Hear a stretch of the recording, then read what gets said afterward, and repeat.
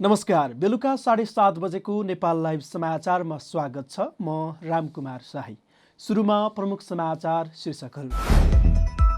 राष्ट्रिय सभा निर्वाचनका लागि अहिले तोकिएको निर्वाचन केन्द्रहरू थप गर्न दलहरूको मागको पहिलो हप्ताभित्र स्थानीय तहको मिति घोषणा भइसक्नुपर्ने प्रमुख निर्वाचन आयुक्त थपलियाको भनाई। नेपालमा एकै दिन 5087 जनामा कोरोना संक्रमण। काठमाडौँ उपत्यकामा मात्र 2607 जना संक्रमित थपिए। हिमालयन बैंक लिमिटेड र नेपाल इन्भेस्टमेन्ट बैंक बीचको मर्जर प्रक्रिया असफल। हिमालयन बैंकको आज वार्षिक साधारण सभाले मर्जर प्रस्ताव अस्वीकार गर्यो। विशेष प्रस्ताव स्वीकृत गर्नलाई चाहिने 75% मत पुगेन। इराकको राजधानी बगदादमा रहेको अमेरिकी दूतावासलाई लक्षित गरेर संदिग्ध आतंकवादी समूहको रकेट आक्रमण। आक्रमणमा एक महिला र एक युवती घाइते। र ए डिभिजन लिगमा रेलिगेसन सङ्कटबाट माथि उठ्ने एफएफको सम्भावना जीवितै। शुक्रबारको खेलमा हिमालयन शेर्पालाई 1-0 गोलले हरायो। सामान राम्रो छ, ढुक्क हुनुहोस्। थाहा छ त्यसैले त यही लिन आएको। गुणस्तरीय प्लम्बिङको भरपर्दो नाम मार्बल। अब समाचार विस्तारमा। पछिल्लो 24 घण्टामा नेपालमा 5087 जनामा कोरोना भाइरसको संक्रमण पुष्टि भएको छ। शुक्रबार स्वास्थ्य तथा जनसङ्ख्या मन्त्रालयले दिएको जानकारी अनुसार 20,560 जनाको परीक्षण गर्दा 5087 जनामा संक्रमण पुष्टि भएको हो। पीसीआर परीक्षणबाट 4204 र एन्टिजेनबाट 883 जनामा कोरोना संक्रमण पुष्टि भएको हो। देशभर 18,235 जना कोरोनाका सक्रिय संक्रमित छन्। मन्त्रालयका अनुसार 306 जना संक्रमणबाट मुक्त भएका छन्। मन्त्रालयका अनुसार सो अवधिमा 3 जना कोरोना संक्रमितको मृत्यु भएको छ। यसैबीच पछिल्लो 24 घण्टामा काठमाडौँ उपत्यकामा 2607 जना कोरोना संक्रमित थपिएका छन्। शुक्रबार स्वास्थ्य तथा जनसङ्ख्या मन्त्रालयले दिएको जानकारी अनुसार काठमाडौँ उपत्यकामा मात्र 2607 जना संक्रमित थपिएका हुन्। मन्त्रालयका अनुसार काठमाडौँमा 1913, भक्तपुरमा 317 र ललितपुरमा 377 संक्रमित थपिएका छन्। निर्वाचन आयोगले आसन्न निर्वाचनका लागि राजनीतिक दलहरूसँग छलफल गरेको छ। शुक्रबार आयोग कार्यालय कान्तिपथमा स्थानीय तहदेखि सङ्घीय संसदसम्म प्रतिनिधित्व गर्ने दलहरूसँग छलफल गरेको हो। छलफलमा विभिन्न दलका नेताहरूले राष्ट्रिय सभा निर्वाचनका लागि अहिले तोकिएको निर्वाचन केन्द्रहरू थप गर्न माग गरेका छन्।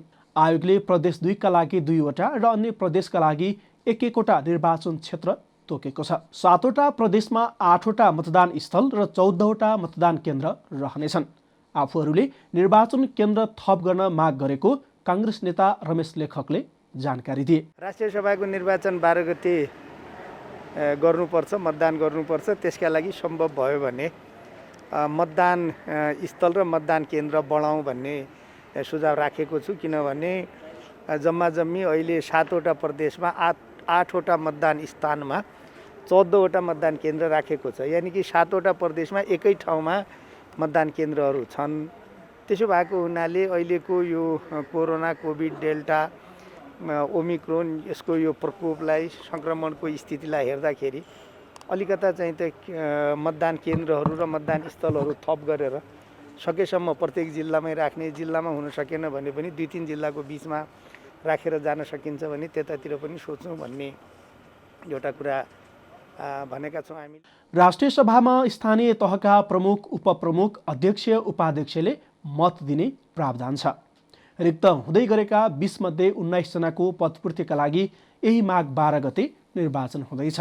यसैबीच प्रमुख निर्वाचन आयुक्त दिनेश थपलियाले माघको पहिलो हप्ताभित्र स्थानीय तहको मिति घोषणा गरिसक्नुपर्ने बताएका छन्। दलहरूसँगको छलफलमा उनले आयोगको धारणा प्रश्न पारेका हुन्।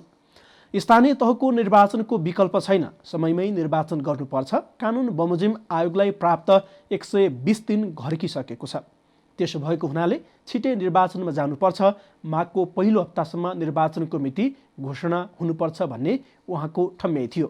आयोग प्रवक्ता शालिग्राम शर्माले थपलियाले राखेको धारणालाई उद्धृत गर्दै भने, आयोगले स्थानीय तहको निर्वाचन एकै चरणमा गर्ने भएमा 2079 वैशाख 14 र 2 चरणमा गर्ने भए वैशाख 14 र 22 गर्न प्रस्ताव गरेको छ।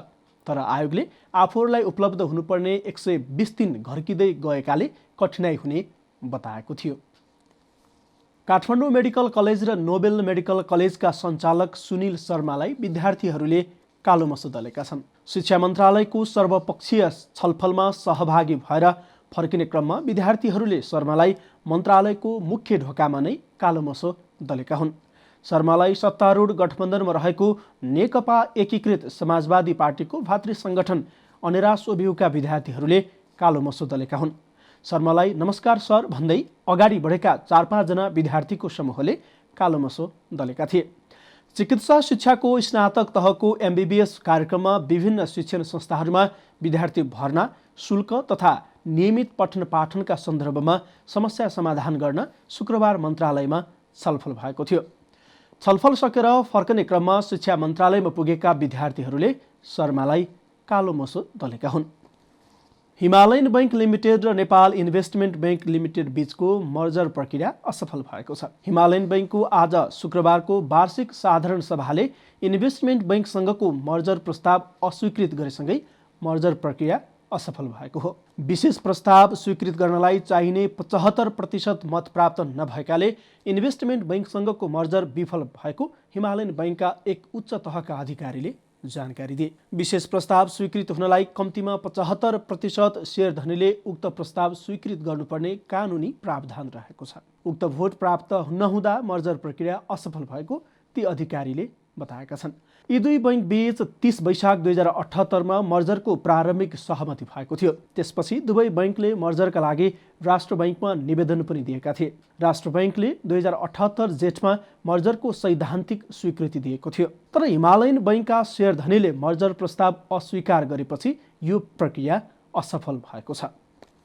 हामी नेपाल लाइभ समाचारमा छौँ। अब अन्तर्राष्ट्रिय समाचार।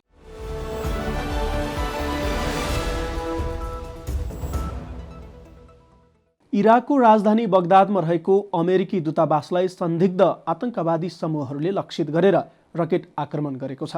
रकेट आक्रमणमा एक महिला र एक युवती घाइते भएका छन्। अमेरिकी दूतावास परिसरमा इराकको सुरक्षा, सार्वभौम सत्ता र अन्तर्राष्ट्रिय सम्बन्धलाई कमजोर पार्ने प्रयास गर्ने आतंकवादी समूहले आक्रमण गरेको थियो, स्पुतनिक न्युजले दूतावासलाई उद्धृत गर्दै भनेको छ। यसबाहेक इराक सुरक्षा बलहरूले भने रकेटहरू बगदादको दक्षिणी क्षेत्रबाट प्रहार गरिएको र तथाकथित ग्रिन जोनलाई निशाना बनाइएको थियो भनेका छन्, जुन कूटनीतिक नियोग, प्रशासनिक भवनहरू र अमेरिकी दूतावास सहित अन्य दूतावासहरू रहेको क्षेत्र हो। अमेरिकी दूतावासलाई नियमित रूपमा इराक र सिरियामा आक्रमणको श्रृङ्खलामा मिसाइलद्वारा निशाना बनाइएको छ, जसमा इराकले ऐन अल असद एयरबेस र सिरियाको ग्रिन भिलेज बेस नजिकै अप्रत्यक्ष रकेट आक्रमणहरू हुने गरेका छन्। इरानको Islamic revolutionary guard कोर्सको कुलिन कुर्स फोर्सका commander Qasim सुलेमानीको हत्याको दोस्रो वर्षगाँठ अघि र पछि हाल आक्रमणहरू तीव्र पारिएका छन्। नेपाल लाइभ समाचारमा अब खेल समाचार।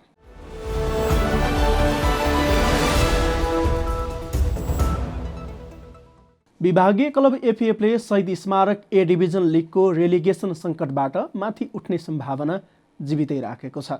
त्रिपुरेश्वर स्थित दशरथ रङ्गशालामा शुक्रबार सम्पन्न खेलमा एफएफले द हिमालयन शेर्पालाई 1-0ले पराजित गरेको हो। एफएफलाई जित दिलाउन आभास लामिछानेले निर्णायक गोल गरे।